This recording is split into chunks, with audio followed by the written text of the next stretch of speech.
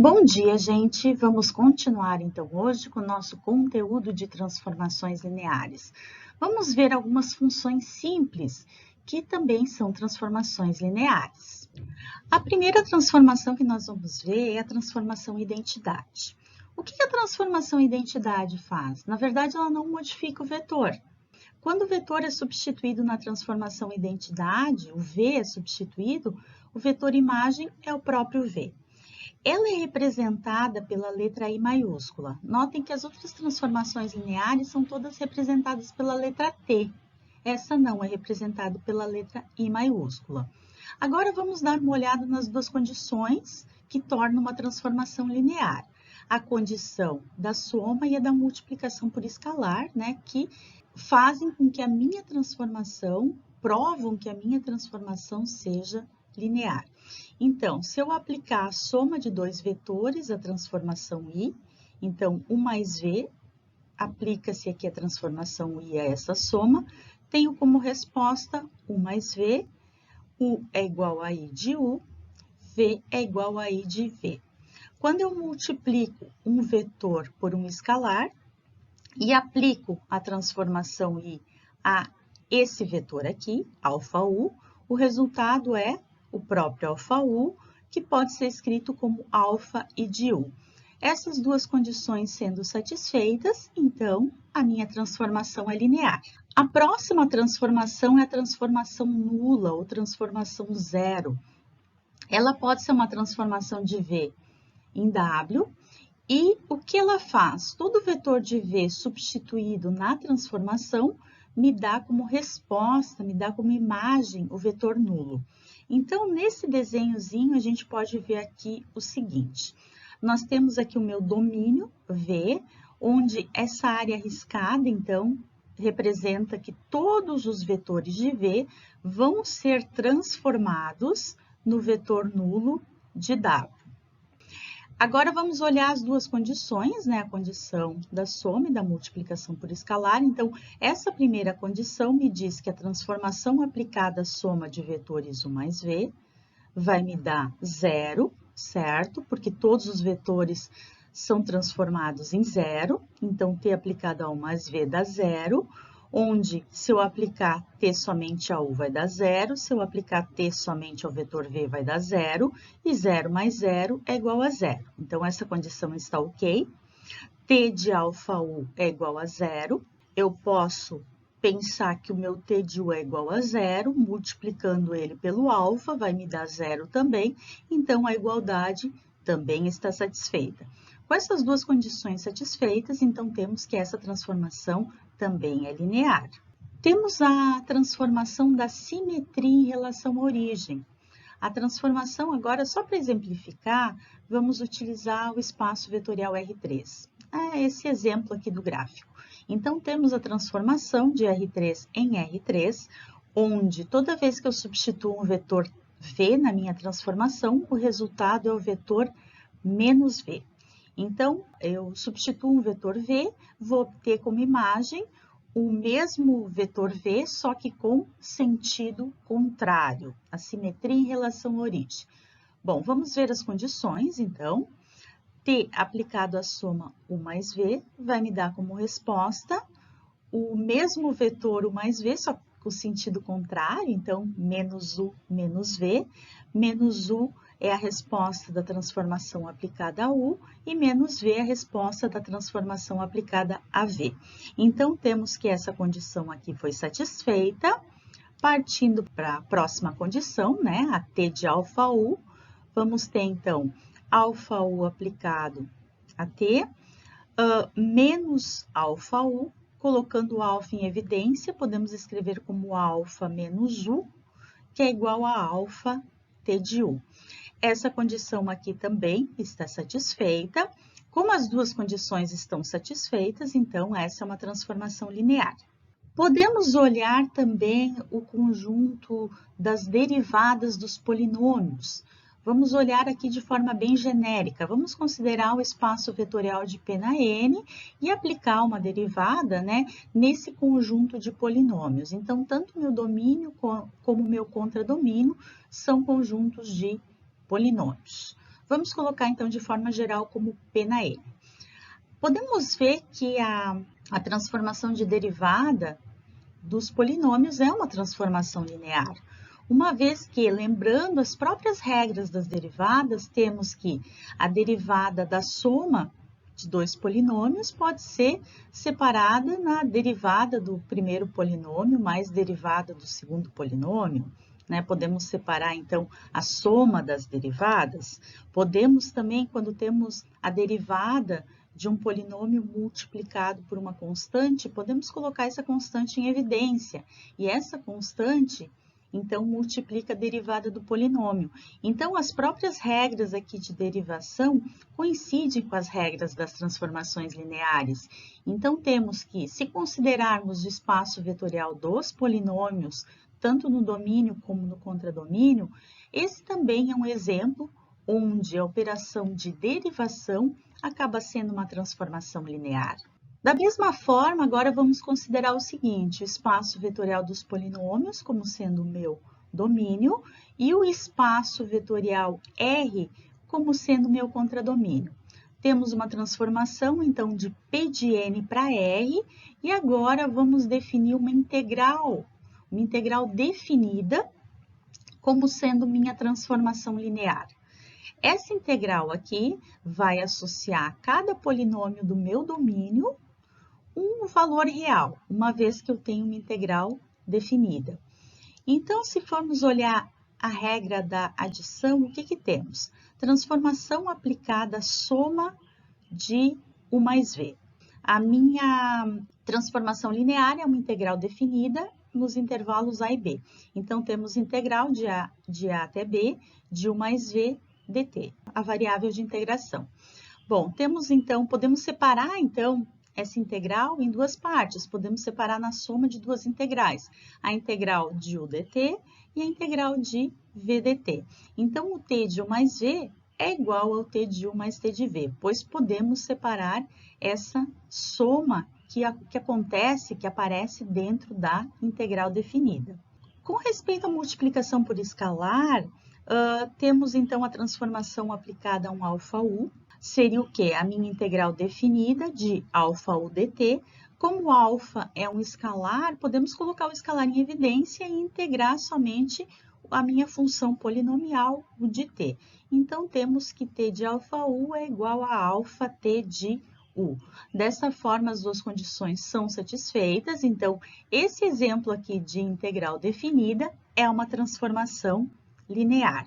Temos aqui, então, um exemplo de uma matriz que representa uma transformação linear. Para exemplificar, então, vamos considerar que essa aqui é uma transformação do R2 para o R3. Então, o meu vetor que está sendo substituído aqui na transformação é o vetor do R2 e o meu vetor imagem vai ser um vetor do R3. Esse vetor do R3 vai ser obtido da seguinte forma: eu tenho uma matriz A da minha transformação vezes o próprio vetor V do meu domínio. E, de fato, se aplicarmos, então, a transformação à soma de vetores U mais V, isso aqui vai ter como resultado a matriz A multiplicando a soma dos vetores U mais V, que pode ser escrito como AU mais AV, onde AU representa a transformação aplicada ao vetor U e AV representa a transformação aplicada ao vetor V. Utilizando a condição de multiplicação por escalar aqui, vamos aplicar a transformação a αu. Isso aqui vai me dar como resultado a matriz A multiplicando αu. Colocando α em evidência, ficamos com A multiplicando U, que é igual a alfa T de U, porque o T aplicado a U é o próprio AU. Satisfeitas as condições de adição e multiplicação por escalar, as duas condições aqui utilizadas nas transformações lineares, temos então que essa transformação é linear. Nesse caso aqui, cabem algumas observações. Por exemplo, se eu tenho uma transformação de Rn para Rm, a matriz utilizada para essa transformação vai ser uma matriz M por N, porque a transformação é escrita da seguinte forma: T de V igual a AV. Então, esse meu V aqui, ele é um vetor do Rn. Nós colocamos esse formato de multiplicação, matriz vetor, o meu vetor aparece no formato de coluna. Então, o número de colunas de A deve ter dimensão n, como o número de linhas do vetor V, certo? Então, aqui vamos ter sempre uma matriz M por N. Lembrando que M é a dimensão, né, do meu contradomínio e N é a dimensão do meu domínio. E esse tipo de transformação linear chama-se multiplicação por A, porque eu estou utilizando uma matriz na hora de escrever a minha transformação. No exemplo a seguir, então, vamos dar uma olhada na interpretação geométrica da transformação linear. Daí vocês vão conseguir entender melhor como funciona a transformação linear vendo esse exemplo numérico. Vamos considerar um operador linear, T de R2 para R2, na verdade, aqui o domínio e contradomínio são o mesmo espaço vetorial, daí eu posso chamar, nesse caso, a minha transformação linear de operador linear. E esse meu operador ou transformação é dado da seguinte forma: T de x e y é igual a menos 3x mais y, 2x mais 3y. E eu vou considerar aqui dois vetores, o u, menos 1 e 1, e o v, 0 e 1, só para a gente observar certinho o que acontece. Então, vamos lá. O meu t de u, então, vou substituir o vetor menos 1 e 1 na transformação. Então, eu tenho aqui, ó, menos 3 que multiplica x, menos 3 que multiplica menos 1, então aqui vai dar 3, mais y, que é 1. Então, 3 mais 1, 4. Aqui temos 2x, 2 vezes menos 1, menos 2, mais 3y. 3 vezes 1, 3. Menos 2 mais 3, 1. Achamos o meu t de u. Agora, vamos encontrar o meu t de v. Meu x é 0, meu y é 1. Menos 3 vezes 0, 0, mais 1, 1. Aqui, 2x mais 3y. Meu x é 0, então aqui vai ficar 0, mais 3 vezes 1, 3. Então, 0 mais 3, 3. Achamos o t de v. Agora, nós vamos aplicar a transformação a u mais v. Lembrando que t de u mais v deve ser igual à soma desse vetor aqui mais esse vetor aqui. Então, vamos lá. Vamos somar os vetores u e v. Menos 1 mais 0 vai ficar menos 1. 1 mais 1, 2. Então, vamos aplicar a transformação ao vetor menos 1 e 2. Meu x é menos 1, meu y é 2. Então, vamos lá. Menos 3 que multiplica menos 1, aqui vai dar 3, mais y, que é 2, então aqui vamos ter 5. Aqui vamos ter 2 vezes x, 2 vezes menos 1, mais 3 vezes y, 3 vezes 2. Então, 2 vezes menos 1, menos 2, mais 3 vezes 2, 6. Então, menos 2 mais 6, 4. A imagem do vetor menos 1 e 2 é igual a 5 e 4.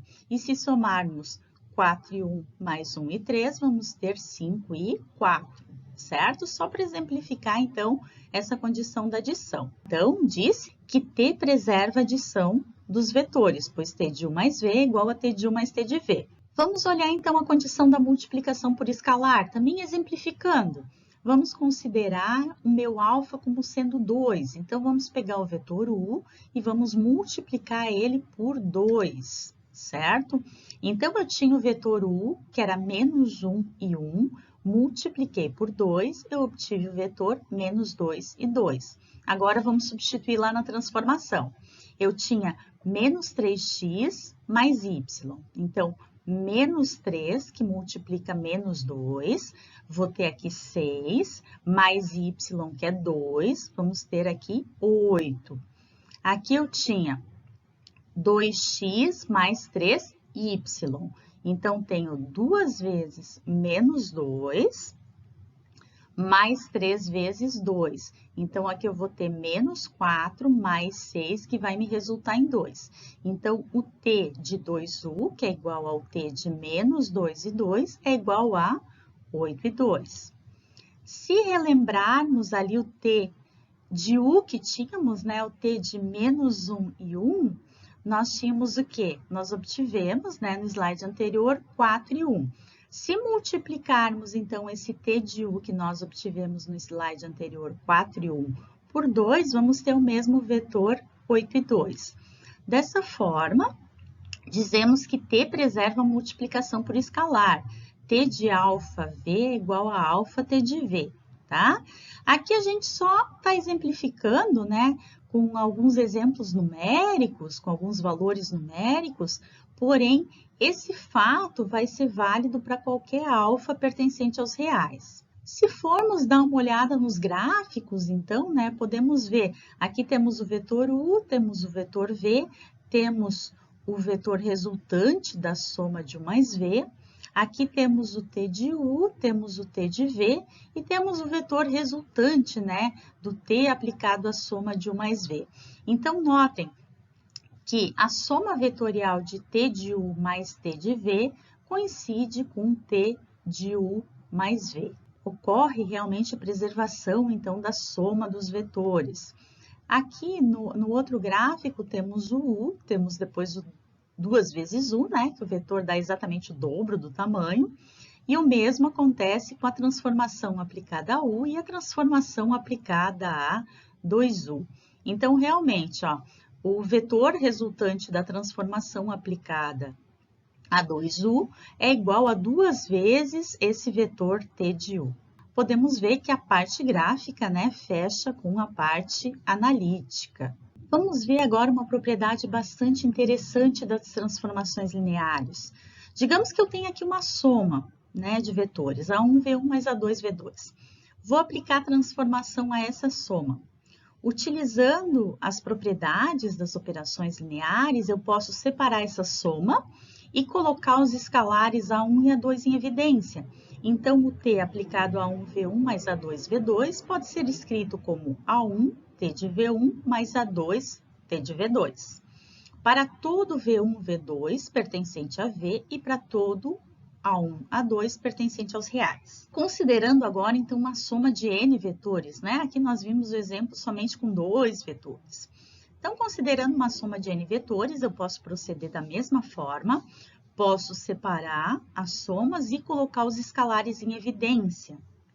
Com isso, nós dizemos que a imagem de uma combinação linear de vetores é uma combinação linear das imagens desses vetores com os mesmos coeficientes.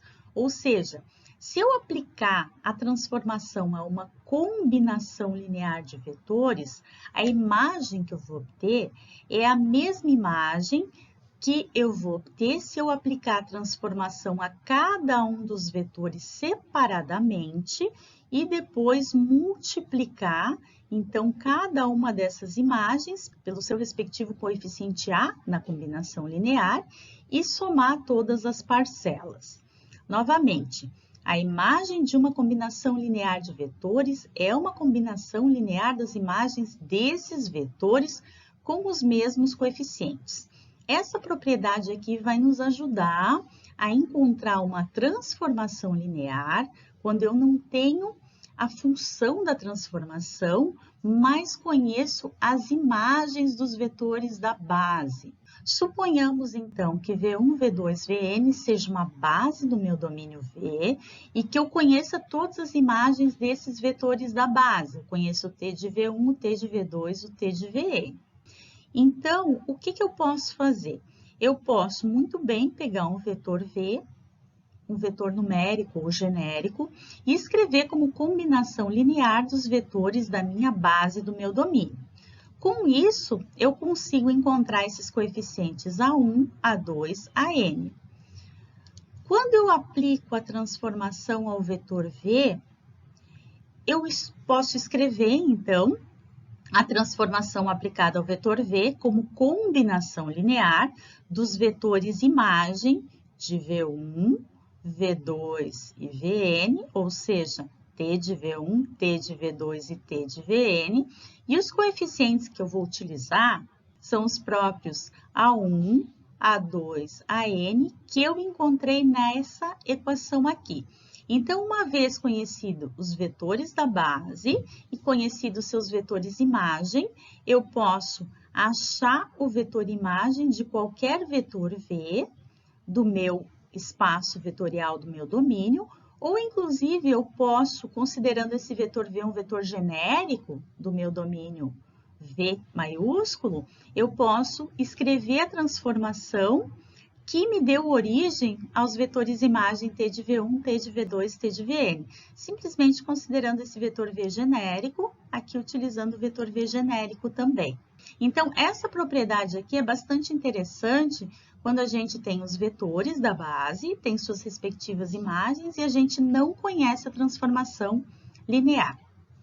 Bem, com essa propriedade, então, nós terminamos essa parte de exemplificação de transformações lineares. Nós vamos continuar, então, na próxima aula, vendo mais algumas feições, mais algumas características de transformações lineares. Aguardo vocês, então, na nossa próxima aula. Até mais, gente!